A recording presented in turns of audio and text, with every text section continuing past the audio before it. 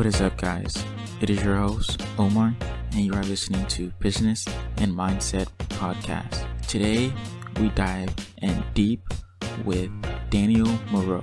Daniel is a true-bred entrepreneur who has done years of sales and who has worked for multi-million-dollar facilities and managing these different companies and leaving them better off financially.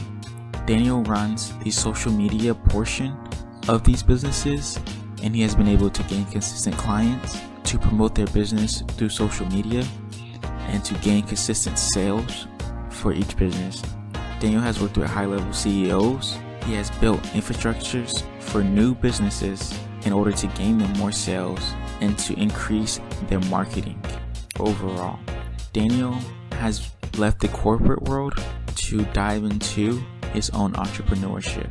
After 18 months, Daniel realized the corporate world wasn't for him, and he dived straight into his own business, where he's been able to gain thousands of dollars and do contracts over thousands of dollars in the marketing world.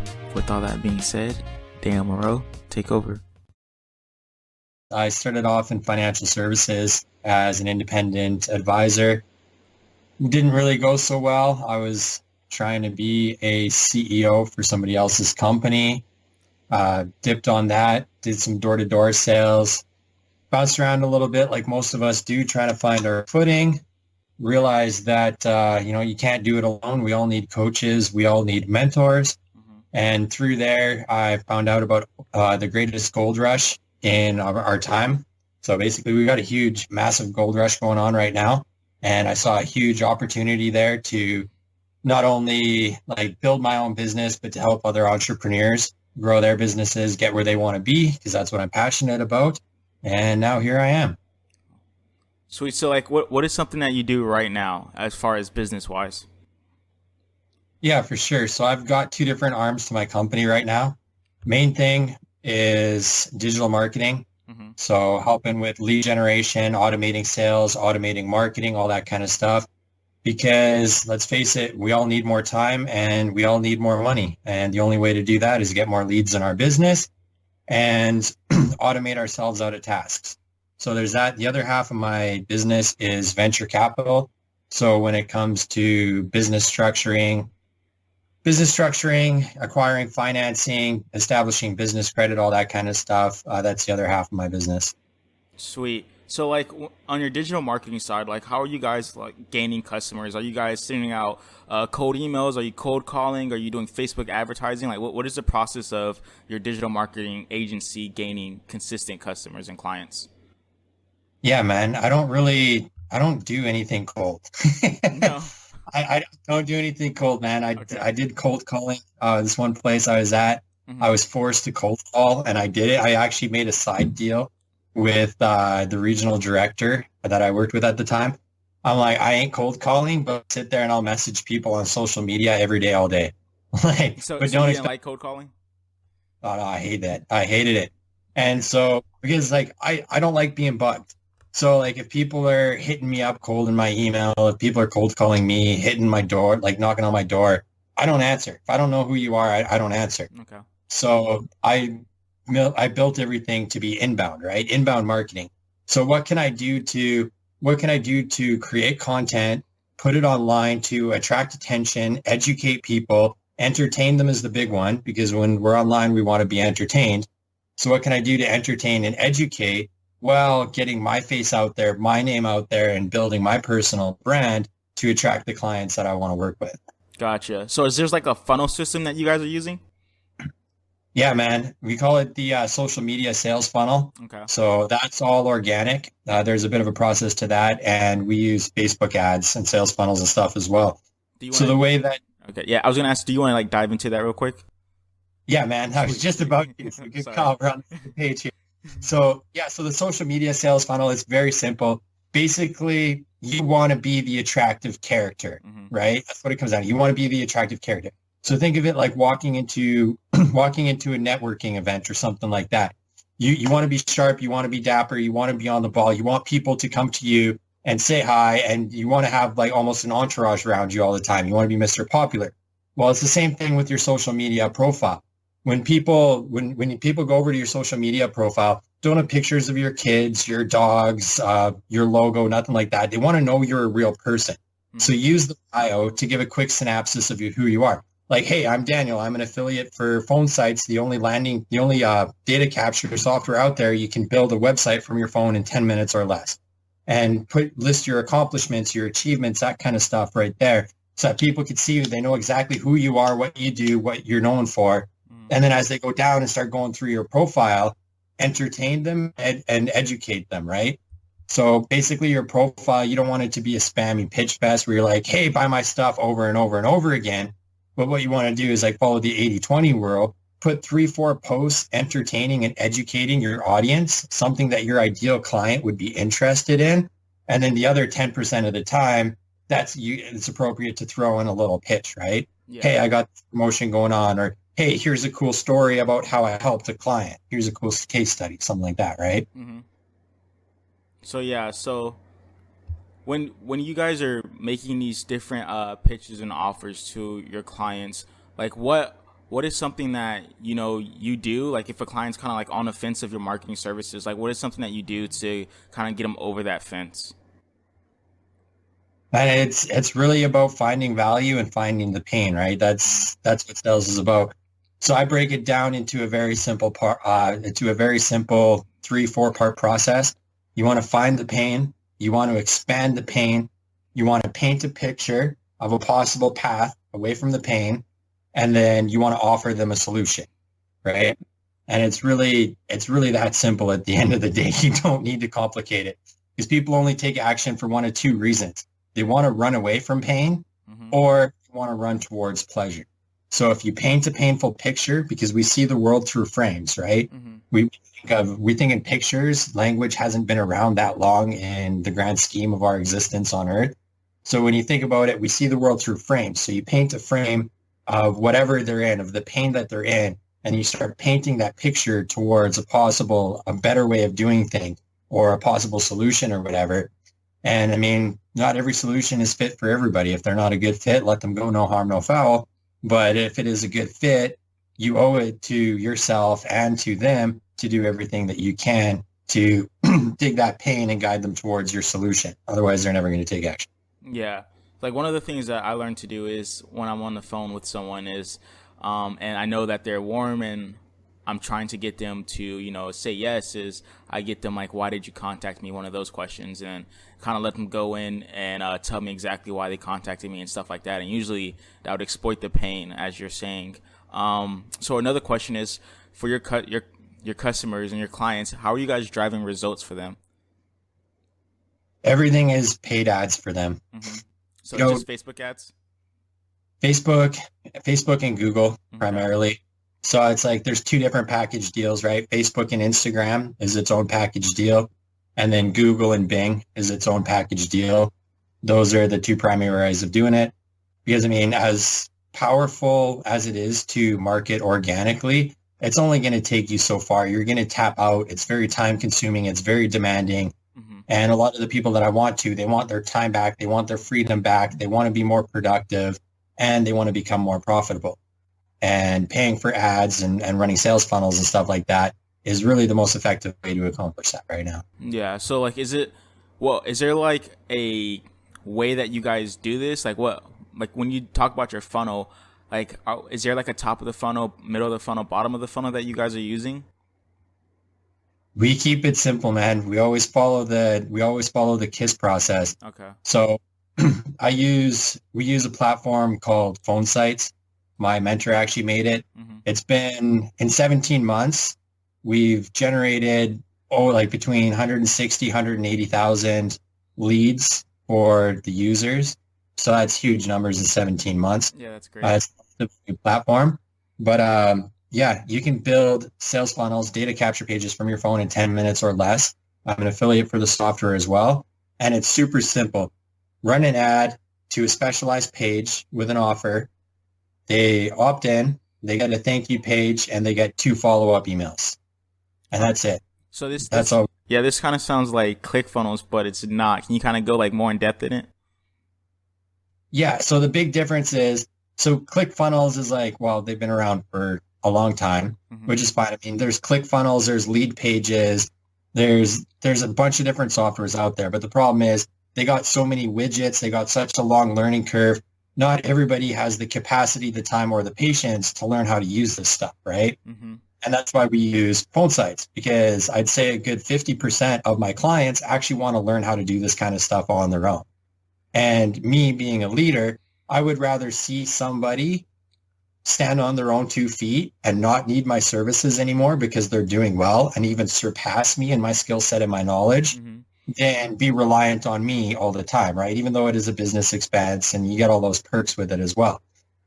So as phone sites was made with all that in mind, the long learning curves, the frustrations, the headaches, the widgets, the shiny object syndrome. So it was created with that. You could have zero tech skills, 0 degrees, 0 experience. You could actually set it up with your grandma. There's actually some pretty cool old man commercials around where there's some 90-year-old dude building sales on his phone, teaching his grandson how to use it or something like that. That's pretty His cool. son. But yeah, man, you just bust out your phone and you're done. You're on your way. And so like, it's very powerful. And that allows me to offer a do-it-yourself solution to clients without having to reinvent the wheel. Because not everybody that I talk to, it's not always a good fit. And they don't always want to pay somebody to do it for them. Sometimes even they just can't afford to hire help. So phone sites it's a good solution for me to be like, hey, well, why don't you go check this out? Because it's super simple, super easy. I'll sit on the phone with you for 15, 20 minutes. We'll hop on Zoom. I'll build out a page for you right then and there so you can learn how to use it.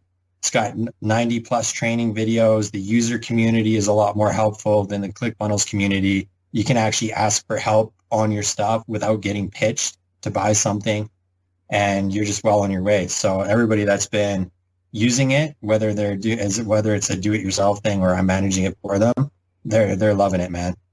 That's sweet. So like, is when you guys are advertising on Facebook and these different platforms, are you guys making it broad or are you niching it down to like law firms, doctor offices, stuff like that?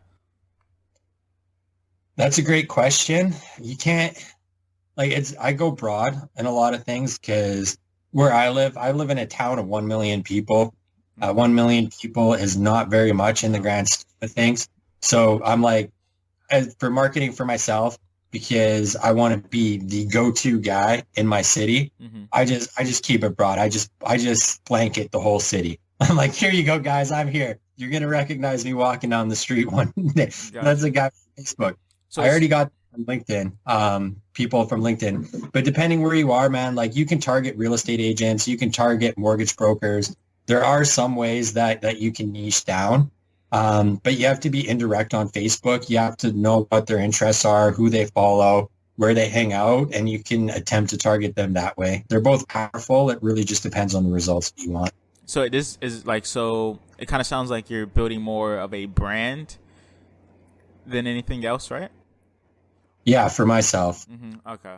So one thing that I learned from my clients, and this is valuable for anybody to learn, when I was going through my bumps in finance and trying to find my footing, whether I wanted to be corporate or be an independent entrepreneur, when I switched agencies a couple times, my top clients sat down with me. They're like, Daniel, we don't care about non-compete agreements, solicitation agreements, none of that. We don't care about the flag that's behind you. We don't care about a corporation. We don't care about a company. We care about none of that. We want to do business with you. And by doing business with you, you're going to be in business longer. We're going to get to work with you longer. We're going to get to hang out with you more. And that's what we want. Like you could have any flag, any logo. We're doing business with you because of you and because of who you are. Mm-hmm. Right. And it took me a few years for that to really sink in and really catch up. It's only been the last 2 years. That's really been sinking in, and I've been like, yeah, why don't I do why haven't I started building a personal brand anyways? Because I mean, it's true, right? Nobody cares about the company that you're working for or the logo that's behind you on the wall. They want to do business with people. Mm-hmm. So building a personal brand for yourself can be powerful. When it comes to very restrictive, because I work with with my finance background, I work with a lot of insurance agents and financial services professionals, mm-hmm. and they are extremely regulated and there's a lot of red tape. the quickest way around the red tape for somebody in a regulated industry is to build a personal brand around themselves. And even if they do switch agencies or they do switch companies, because we all start out in sales, right? We all start out in sales before we become an entrepreneur. They never really fully have to worry about starting over because it's their face and their name that the brand is built around, right? So Yeah. So like, what are some of the things you're doing to build a brand for yourself, and like, what are some things that you would tell someone else who is trying to build a brand for themselves? Like, what is something they should do? man, just put yourself out there Yeah. every day, all day. Just put yourself out there. Like I said at the beginning, like open up your profile, make it public, put your face on there. Don't have your girlfriend, don't have kids, nothing in your profile picture, just you. That's it. And just create content to educate and engage people. And even when it comes to running ads, like video is my favorite thing. I love hopping on video. I know lots of people still love to read and stuff like that, but for me, one of the biggest things around building my brand has been video. And hop just, even if it's just pulling out the camera, walking down the street, shooting a quick video, hoping a bus doesn't come by to drown me out in the background, right? Just get on video and do what you can to keep people educated and keep people entertained, because if you're doing a good job with that on your profile, it's not going to be hard to take a look and see what you do for a living. And even then, people will stumble across you all the time and they'll strike up a conversation and be like, hey, what do you do for work? And if it's not a good fit for them or they're in some other field, they might even know somebody that they can kick over to you to help you out, right? Yeah, absolutely. Yeah. So like, what made you realize that you wanted to be an entrepreneur and you wanted to leave the corporate side of America? Man, I'm not a good employee. I'll be the Yeah. first one. I am not. I like to do things my way, on my time, on my schedule. I like the freedom. I like the flexibility. And like working for somebody else, they're dictating your hours. You're building their empire. You're not really doing anything for yourself. Mm-hmm. You have to ask for time off. You have to ask for more money.